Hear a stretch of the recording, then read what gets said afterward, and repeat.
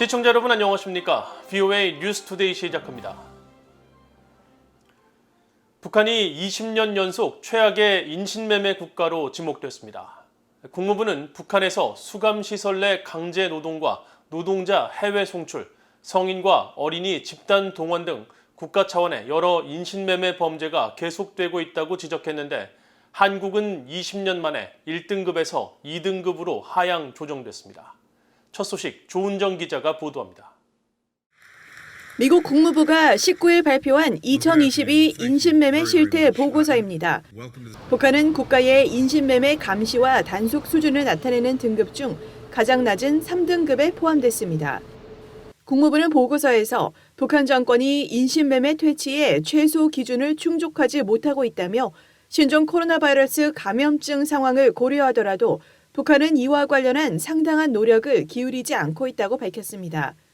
북한은 인신매매 지원 정책이나 양상을 보이는 국가 11곳 가운데 한 곳으로도 분류됐습니다. 국무부는 북한의 강제노동이 정치 탄압의 확고한 체계의 일부이자 경제체계의 한 축으로 자리 잡았다며 북한 당국이 정치범 수용소와 노동교화소, 집단 동원, 해외 노동자 송출 등을 통해 주민들을 강제노동에 동원하고 있다고 밝혔습니다. 또 강제노동으로 인한 수익은 불법 활동을 포함한 당국의 자금으로 활용된다고 지적했습니다. 이어 여성과 아동은 성매매 착취 대상이며 특히 학비를 내지 못하는 북한 내 여성 대학생과 탈북 여성들이 성매매를 동반한 인신매매에 취약하다고 밝혔습니다. 올해 보고서에 북한 해외 노동자 문제와 관련해 지목된 나라는 모두 16개로 지난해 19개 나라보다 줄었습니다. 알제리, 베냉, 카메룬, 적도기니, 기니, 모잠비크, 콩고공화국, 남수단, 탄자니아 등 아프리카 대륙이 9개 나라로 가장 많았고 중국, 인도네시아, 라오스 등 아시아가 3개 나라, 이란, 시리아 등 중동 지역 2개 나라였습니다.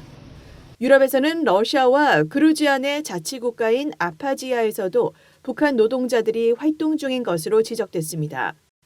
유엔 안보리는 전 세계 유엔 회원국들이 2019년 12월까지 모든 북한 노동자들을 돌려보내도록 했지만 러시아는 지난해 북한 국적자들을 대상으로 4천 건 이상의 신규 관광 비자와 학생 비자를 발급하며 안보리 결의안을 피하려 했다고 지적했습니다. 캐리 존스톤 국무부 인신매매 퇴치 감사국 국장 대행은 이날 브리핑에서 중국 내 북한인 인신매매와 강제노동 문제를 지적했습니다. We have raised for many years, both in our diplomacy and in the Trafficking in Persons report, our concern about trafficking and forced labor specifically of North Koreans within China. We have documented that for many years and we will continue to do so as long as the practice continues. 한국은 올해 20년 만에 처음으로 인신매매 방지와 관련해 2등급에 포함됐습니다. 국무부는 한국 정부의 인신매매 근절 노력이 예년보다 부족하다며 2020년과 비교해 인신매매 관련 기소가 줄었고 외국인 성매매 피해자와 관련한 오래된 우려에 대응하지 않았다고 지적했습니다. VOA 뉴스 조은정입니다. 미국 정부가 미국 시민들이 부당하게 억류될 위험이 높은 나라로 북한 등 6개 나라를 지목했습니다. 국무부는 19일 발표한 여행주의보를 통해 부당 억류 위험성을 알리는 새로운 D지표를 신설하고 북한을 비롯해 중국과 러시아, 이란, 베네수엘라, 미얀마 등 6개 나라를 관련 위험국으로 분류한다고 밝혔습니다. 국무부는 이에 따라 미국 국민의 체포와 장기 억류에 대한 심각한 위험이 계속돼 여행하지 말 것, 또 부당 억류에 대한 중대한 위협 때문에 북한에 대한 주의를 더욱 강화할 것이라는 설명과 함께 북한 여행주의보를 갱신했습니다. 한편 조 바이든 대통령은 이날 인질 및 부당 구금된 미국인의 송환을 위한 노력을 강화하는 내용의 행정명령을 발표하며 해외에서 미국 국민을 인질로 잡고 부당하게 구금하는 것은 국가안보와 외교정책, 미국 경제에 비상하고 중대한 위협이라고 밝혔습니다. 현재 북한에 억류된 미국인은 없지만 북한 당국은 그동안 장기간 억류됐다가 혼수 상태로 석방된 뒤 사망한 대학생 오토 원비어 씨를 비롯해 한국계 선교사인 김동철, 케네스 배시 등을 억류했었습니다. 미국 상원 군사위원회가 8,370억 달러 규모의 2023 회계연도 국방수권 법안을 본회의에 제출하고 법안의 전문을 공개했습니다. 18일 공개된 군사위 국방수권 법안은 특히 약 28,500명의 주한미군을 유지하고 미한 상호방위조약에 부합되게 미국의 모든 방어 역량을 사용한 확장 억제 공약을 확인함으로써 한국과의 동맹을 강화해야 한다고 명시했습니다. 법안은 또 중국과 러시아, 북한은 핵무기고를 급속도로 현대화하고 확장하고 있다고 지적하고 이들 국가는 미국과 동맹국들의 미사일 방어 역량 격퇴를 위한 여러 미사일 프로그램에 관여하고 있다고 밝혔습니다. 그러면서 해당 국가들은 이런 역량을 미국보다 더 큰 규모로 배치할 것으로 예상된다며 이런 역량의 불균형은 본질적으로 불안정을 야기하며 미국과 동맹국들의 안보 그리고 전반적인 세계의 안정화에 심각한 위험이 된다고 지적했습니다. 미국의 전현직 관리들이 연례 포로 국가 주간을 맞아 권위주의 국가들의 압제를 비판하고 자유수호를 위한 투쟁을 강조했습니다. 관련 토론회에서는 최근 한국 안팎에서 논란이 지속되고 있는 전임 한국 정부의 탈북어민 강제 북송에 대한 비판의 목소리도 나왔습니다. 김영권 기자가 취재했습니다.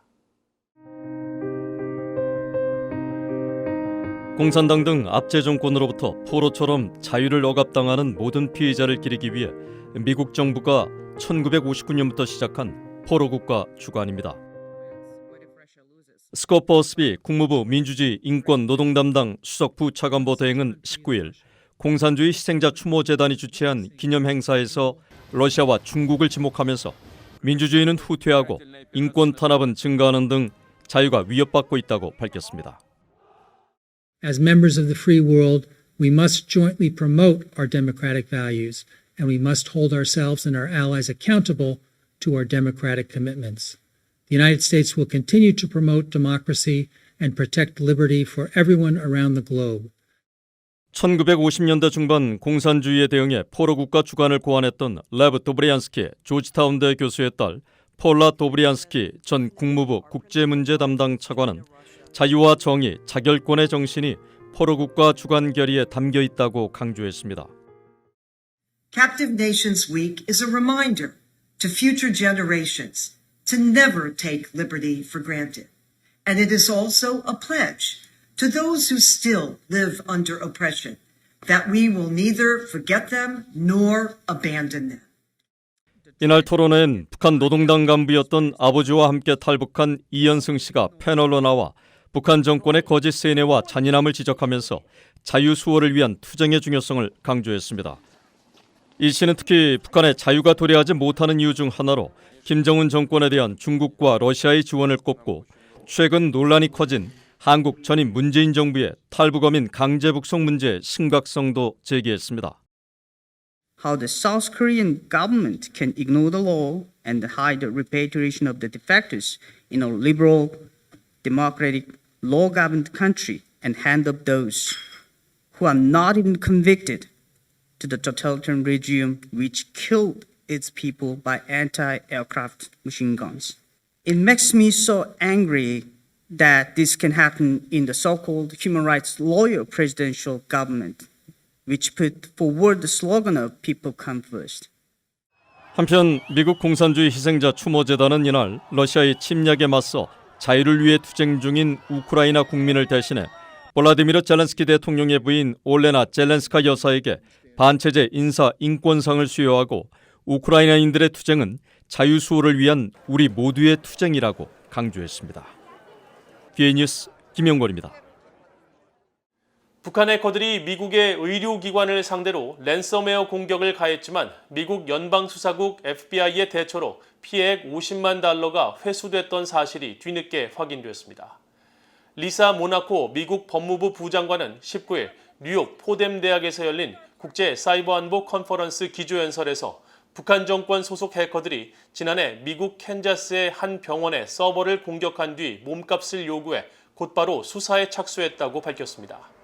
이어 FBI와 법무부 검사들이 공격에 활용된 변종 랜섬웨어에 대한 작업에 착수했다며 이를 통해 몸값을 추적하고 50만 달러를 회수할 수 있었다고 말하고 북한의 랜섬웨어 피해를 입은 캔자스 병원이 FBI에 연락을 취한 사실을 거듭 강조하며 옳은 일이었다고 평가했습니다.